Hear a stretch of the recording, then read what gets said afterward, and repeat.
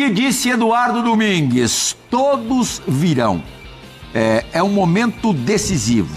O Estudiantes é a Copa e somos nós, como dizem, contra todos. Buenos Aires, mas assim, um show do Flamengo. Um atropelamento. Agora, Pascoal, e se eu te dissesse que o percentual de pontos conquistados do Flamengo fora de casa nessa edição da Libertadores é superior ao percentual de pontos conquistados pelo Estudiantes dentro de casa? O Estudiantes está num baita lucro.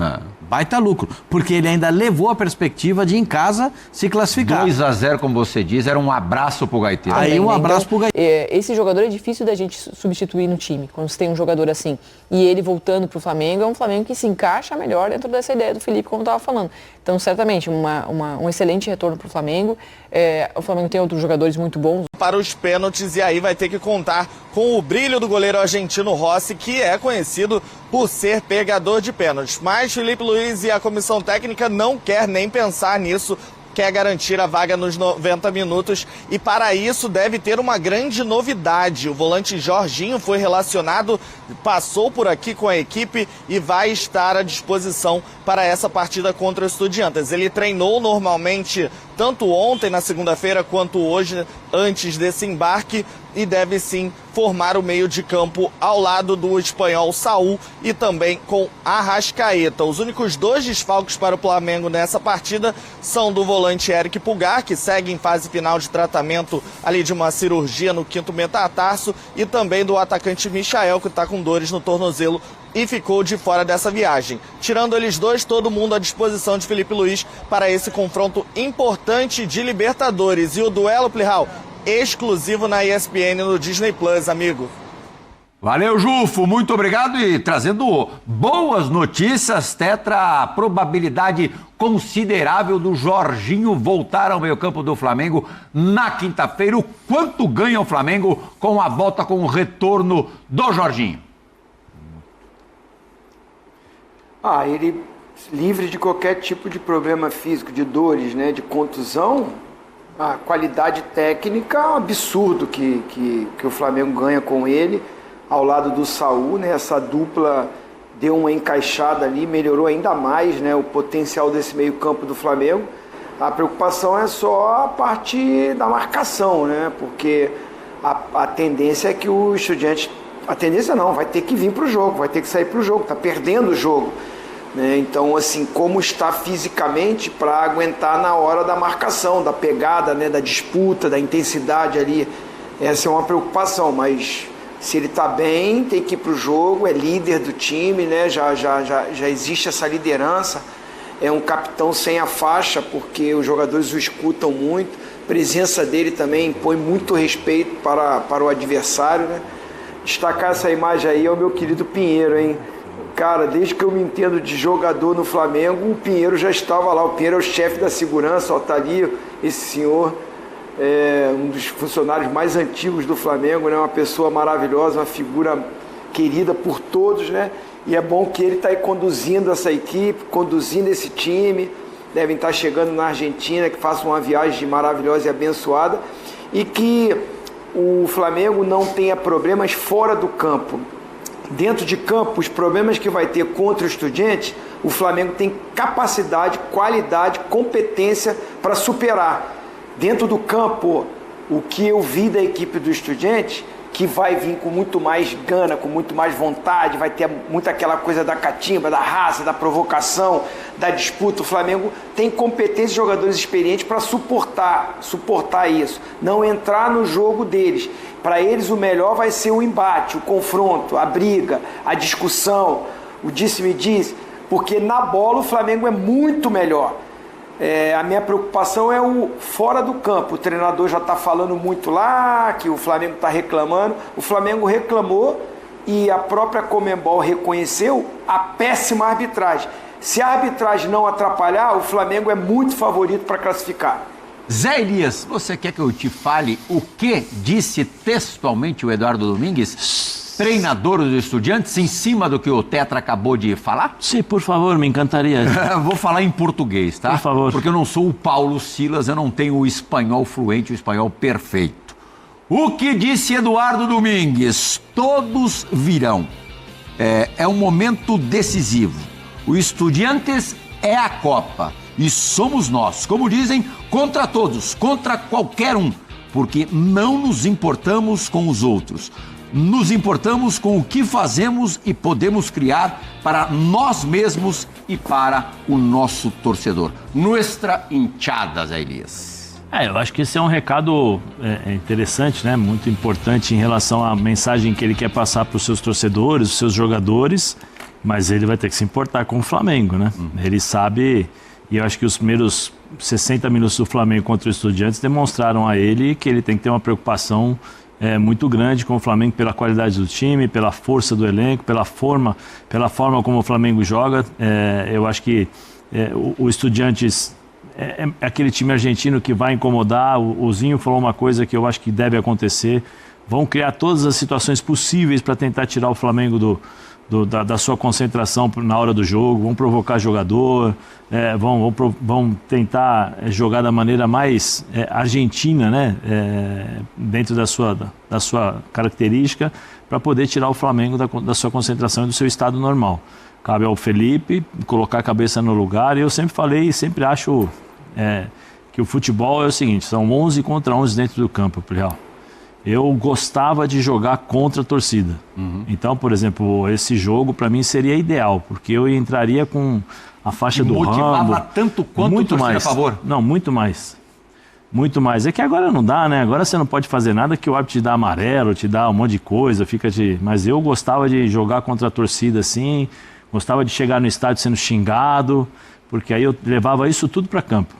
Aí a minha vontade era de, na hora que o meu time marcasse o primeiro gol, mandar todo mundo ficar quieto, escutar. Aí tinha a minha provocação, mas tem jogadores que sentem... provocador, né? Tá, bastante. Nesse sentido, na minha época podia fazer isso, né? O Zinho, o Pascoal abriu aqui o programa falando das pancadas que era no passado, que o Zinho apanhou num jogo e depois teve, né? Sem querer. Eu tenho certeza que pelo jeito do Zinho, foi sem querer. Ele foi driblar, escorregou e caiu assim em cima, com entendeu? Categoria. Eu sei o que ninguém viu, sei o que houve. Então, assim, mas ele apanhou bem. Eu iria adorar jogar um jogo como esse, e eu acho que todos os jogadores do Flamengo também querem jogar essa partida, porque é uma partida histórica.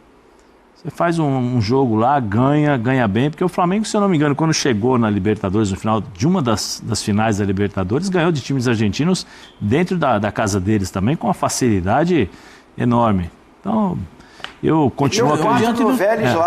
Continuo acreditando no Flamengo. Eu acho que o Flamengo é muito superior ao Estudiantes, só não pode entrar na pilha deles. Se entrar, aí o Estudiantes entra no jogo. Verdade, foi um sapeca no Vélez, em Buenos Aires, mas assim, um show do Flamengo. Um atropelamento. Agora, Pascoal, e se eu te dissesse que o percentual de pontos conquistados do Flamengo fora de casa nessa edição da Libertadores é superior ao percentual de pontos conquistados pelo Estudiantes dentro de casa? Olha ali, mais números para deixar o rubro-negro ainda mais otimista. Cada um fez 4 jogos em casa e, no caso do Flamengo, fora. O Estudiantes em casa, 2 vitórias, 1 empate e 1 derrota. O Flamengo fora de casa, o Flamengo visitante, 2 vitórias e 2 empates. Quase 67% de aproveitamento, 66,7%. E em casa o Estudiantes tem um aproveitamento inferior a 60%. Só um pouco inferior, 58,3%. Nesses 4 jogos em casa, o Estudiantes fez 4 gols e sofreu 2. 1 gol por partida, sofre poucos gols também, meio por jogo em média. E o Flamengo fora de casa fez 4 e só tomou 1. Bom, eu acho que esse é o típico jogo para quebrar qualquer tipo de estatística. Esse é o jogo que quebra números, que quebra paradigma. Mas ele passa, na minha versão a respeito de Libertadores da América, passa diretamente pelo emocional, pelo equilíbrio. Então, o Zinho está falando, o Zé falou, e passa pelo equilíbrio. Vocês, na quinta-feira, vocês terão a oportunidade de ver o comportamento de uma torcida argentina, que ela é muito diferente do comportamento dos times da capital. Os times de Buenos Aires têm um comportamento, cada torcida tem um comportamento distinto. A do Boca é uma torcida que canta o tempo todo, empurra o time, não importa se o time está jogando mal, está jogando bem, vai com o time até o fim. A do River Plate é uma torcida que se impacta pelo resultado dentro de campo, o que está rolando dentro de campo. A torcida hoje, quem for ver esse jogo, o do Racing, vai ver uma torcida que ela é infernal. Ela não para de cantar, pode perder, pode ganhar, pode ser, tá trouxendo a tropa. Ela dá show mesmo. Ela dá show, essa é uma torcida que dá um show o tempo todo. A gente vai mostrar agora a diferença em números nessa área econômica. Olha lá, ó.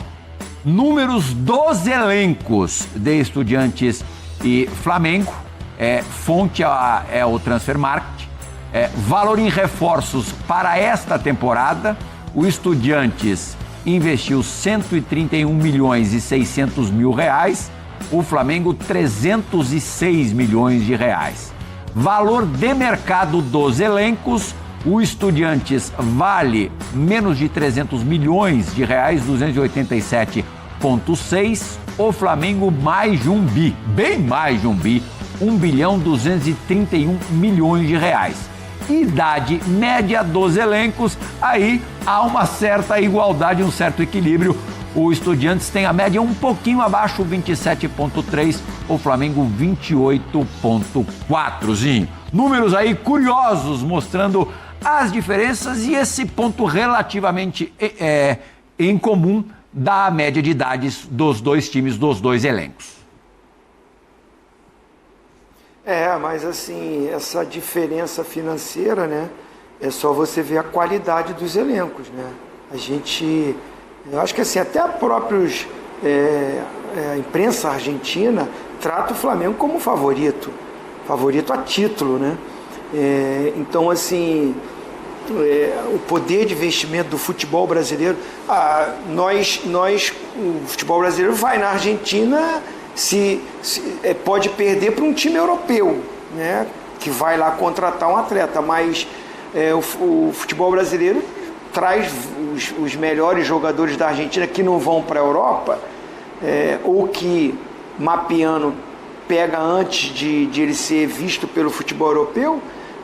Você vê que tem uma passagem pelo futebol brasileiro, né? Porque o poder econômico. Você vê o Flamengo mesmo, foi lá e tirou o De La Cruz do River, né? Não é um jogador argentino, ele é uruguaio, mas estava há muito tempo no River Plate e era um jogador de destaque na equipe, um dos melhores jogadores da equipe, e o Flamengo pagou à vista, porque só conseguia a liberação se pagasse a multa, e pagou, se não me engano foi 80 milhões.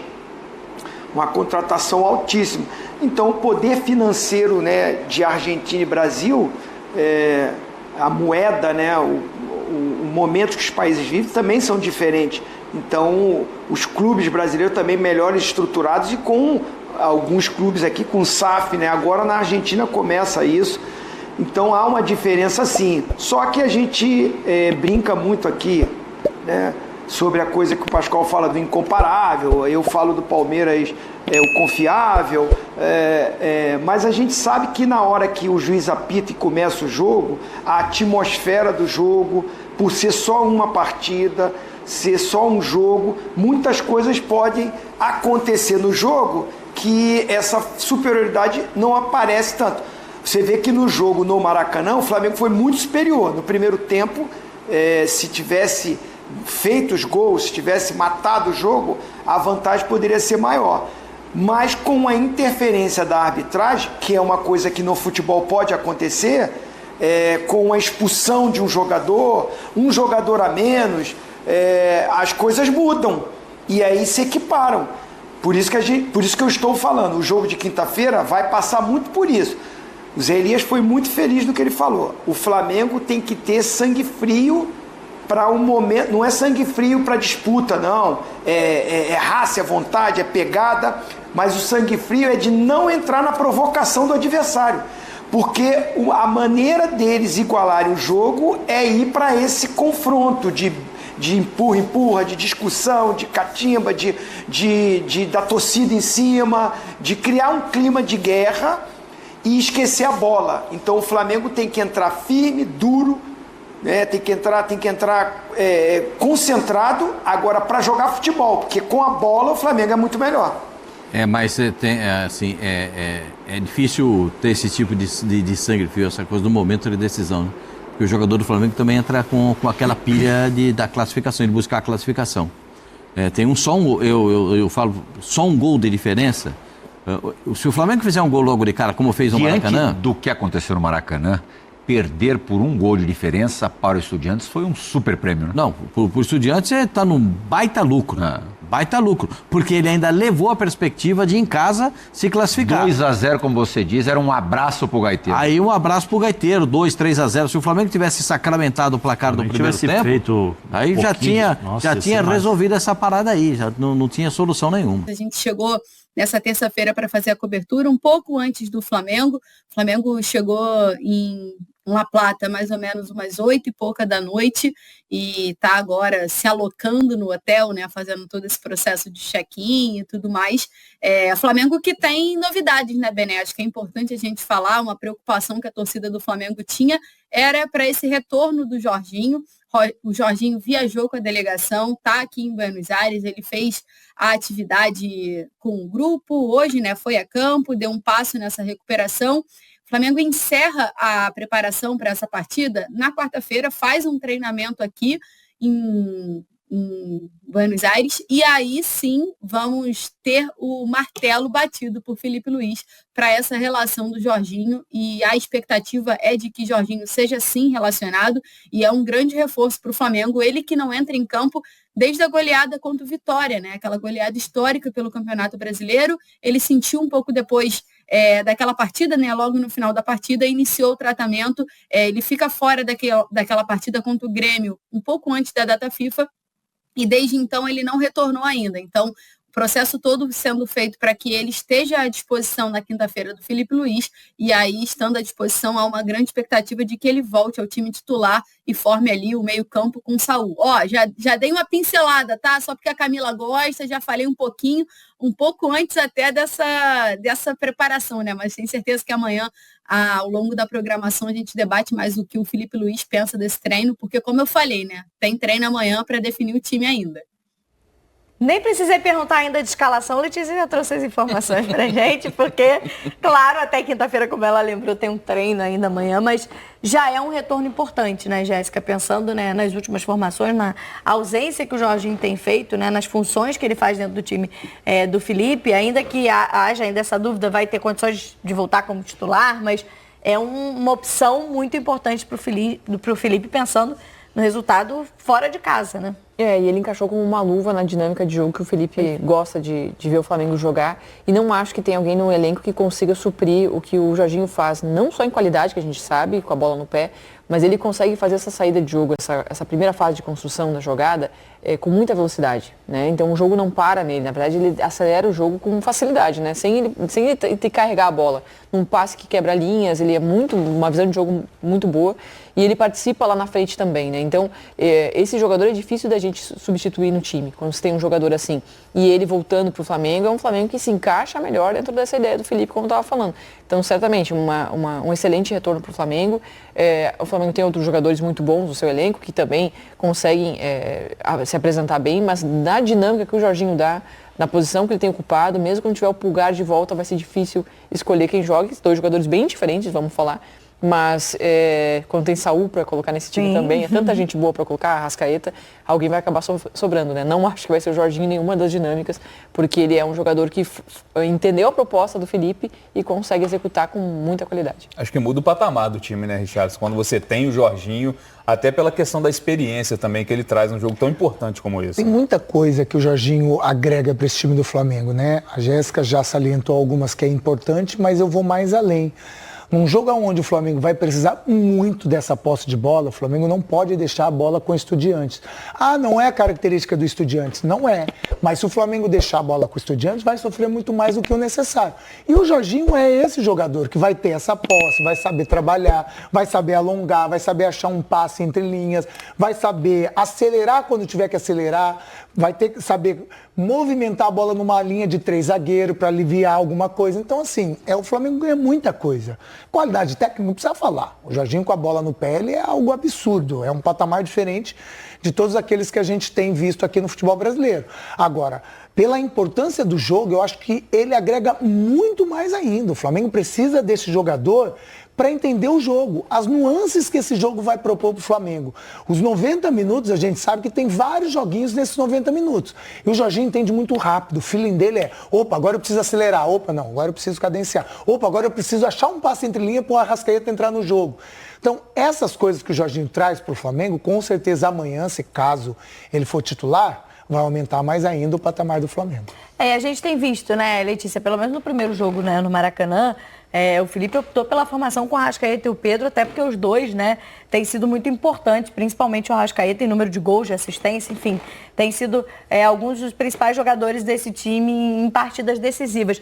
Mas pensando nesse jogo de amanhã, de quinta-feira, assim, meio com amanhã, é quinta-feira, amanhã é Palmeiras, o Flamengo joga na quinta-feira contra os Estudiantes, que em Buenos Aires, né, em La Plata, como você corrigiu bem, tendo essa oportunidade de já, né, conseguiu segurar um placar que poderia ter sido maior. O Estudiantes do Maracanã vai levar um resultado para casa, precisa vencer por um gol de diferença, pelo menos para levar para os pênaltis. E conhecendo, né, a maneira dos times argentinos jogar, acho que todos nós imaginamos um Estudiantes, ainda que precise fazer gols, mas catimbando bastante o jogo com aquela experiência argentina e jogos decisivos como esse. Você imagina, para não deixar de perguntar de escalação, né? Alguma surpresa do Felipe nesse sentido, assim, de pensar uma mudança do time em função da maneira como deve jogar esses Estudiantes? Aí você vai fazer a pergunta que a gente sempre debate, né? Pedro ou Bruno Henrique, né? Nesse momento da escalação, a gente sempre conversa sobre isso. Na última participação que eu tive, um pouco antes desse jogo do Estudiantes, a gente levantou essa questão porque o Bruno Henrique vinha sendo o escolhido nos jogos decisivos, né? Como foi o escolhido para surpresa de muitos na partida das oitavas contra o Internacional. Já nessa partida contra o Estudiantes no Maracanã, o Felipe Luiz ele optou pelo Pedro, como se desenhou ali nos últimos dias. Mas, Camila, fica esse questionamento aí, vou tentar te responder com precisão amanhã, se eu conseguir. Mas, assim, eu acho que o ataque é o setor do campo que o Felipe tem mais variações e é onde o Felipe mais pode modificar até no sentido do jogo, porque muda bastante você jogar ou com Pedro ou com o Bruno Henrique, ou até o Plata de 9. Então, assim, ele consegue mexer ali dentro de uma estrutura de 5, 6 atletas que mude bastante a forma de jogar. Então, é o lado mais difícil da gente conseguir entender o que pensa o Felipe, e eu acho que é sempre onde está em aberto. Eu penso que ele sempre tem essa duvidazinha ali entre o Bruno Henrique e o Pedro, mas até para pontuar, Camila, acho que é importante, né? Teve toda aquela questão polêmica em relação ao cartão que o Plata levou no Maracanã, de forma inicial, assim, a Conmebol comunicou ao Flamengo que o cartão tinha sido retirado e que o Plata estava liberado para jogar essa partida, mas agora, né, nos últimos dias, a Conmebol anunciou publicamente, através de uma nota, explicando que o Plata está de fato liberado. Então, assim, não tem mais nenhuma dúvida, Plata está à disposição do Felipe Luiz, ele que é uma peça praticamente chave aí desse esquema de ataque que a gente já debateu em alguns momentos. Mas, para completar também, Camila, na escalação do final de semana contra o Vasco, o Felipe Luiz mexe em algumas peças, é bem verdade que o time praticamente, né, 5 atletas eram os atletas titulares, mas mexe bastante. Isso dá um indicativo do que ele pensa para esse jogo de quinta-feira. E ainda assim, acho que fica aberto o ataque, porque o Bruno Henrique não vinha jogando, mas joga como titular contra o Vasco. De certa forma, ele dá uma oportunidade do Bruno Henrique de recuperar, podendo pensar em utilizá-lo como titular na quinta-feira, mas também dá um descanso para o Pedro Felipe, que justificou essa escalação contra o Vasco muito pela forma de como os atletas tiveram pouquíssimo tempo para uma recuperação, né? O Flamengo jogou na quinta contra o Estudiantes e jogou no domingo contra o Vasco. Então, assim, nem todo mundo conseguiu recuperar 100%. Então, para não correr risco de lesão e comprometer esse jogo decisivo aqui na Argentina, o Felipe Luiz mexeu um pouquinho na escalação. Então, já dá um indicativo do que a gente pode esperar da escalação de quinta-feira, Camila. Não, e lembrando que o Bruno Henrique foi titular nos 2 jogos das oitavas de final. Sim. Contra o Internacional, né? Ele faz o gol, inclusive, do 1-0 no Maracanã. O primeiro jogo foi no Maracanã contra o Inter. Ele é titular também no jogo de volta. O Pedro acaba sendo titular nesse jogo contra o Estudiantes, Jéssica. E para falar desse jogo de quinta-feira, se a gente focar na parte técnica, Acho que não tem nem debate. Acho que é um abismo entre Flamengo e Estudiantes, não só pelo que a gente viu no Maracanã, pelo que a gente tem visto do Estudiantes na Libertadores. Foi líder do grupo, passou como primeiro colocado do grupo do Botafogo, mas não encheu os olhos em momento algum, essa equipe argentina. Só que, por outro lado, a gente sabe que um jogo de Libertadores esse tem vários outros elementos além da parte técnica. E eu acho que para não deixar tão igual, para não colocar o Estudiantes de volta no confronto, o Flamengo tem que deixar de lado pilha com a arbitragem, esquecer a arbitragem desastrosa que teve no Maracanã. Realmente foi muito ruim a arbitragem, mas já passou, né? O resultado não muda, o Flamengo conseguiu, claro, a suspensão desse cartão vermelho do Plata, que vai ser importante nesse jogo da volta, é tentar focar na parte técnica. Claro que tem a catimba argentina, tem a pressão de jogar fora de casa, mas acho que é importante para o time do Flamengo tentar resolver na parte técnica, porque existe um abismo entre as equipes. Não, o Flamengo é a equipe mais técnica da América do Sul, assim, com muita facilidade. Mesmo que a gente estivesse elogiando até pouco tempo, até recém no programa, o Palmeiras, que para mim joga um excelente futebol, tem um outro estilo de jogo. Acho que tecnicamente falando, o Flamengo é a equipe que mais oferece essa possibilidade num jogo de altíssimo nível técnico, né? Aí a discussão é quão distante está o adversário do padrão técnico que tem o Flamengo. Ou seja, tem como dominar o adversário com a bola no pé. Acho que é nisso que o Flamengo tem que focar, né? Dominar o adversário com a posse, na bola no pé, com a troca de passes, como foi nos primeiros minutos da partida de ida, né? Depois não conseguiu sustentar isso pelo jogo todo. E a gente sabe qual é o jogo dos argentinos. Prioritariamente desestabilizar emocionalmente o adversário. Começa por aí, né? Com a pressão que é muito grande da torcida, a gente sabe como é que é, um caldeirão. E aí tentando pilhar o jogo, minar o jogo, reclamar com a arbitragem. Às vezes a arbitragem vai dar uma coisa para o outro lado. Se o jogador não está bem estável emocionalmente, ele já vai ficar contaminado. O Flamengo não pode cair nessa arapuca. E tem maturidade, a gente é maduro demais para não cair nisso, né? Porque no primeiro jogo teve falhas bizarras de arbitragem, que isso tem que contaminar o emocional dos jogadores para a segunda partida. Porque com a bola no pé, eu acho que o Flamengo tem muita condição de dominar o adversário. Agora, se cair na pilha, se de repente a marcação está sendo desleal e aí o Flamengo perde a sua característica própria de jogo, aí entra no jogo do adversário. Isso pode ser uma arapuca.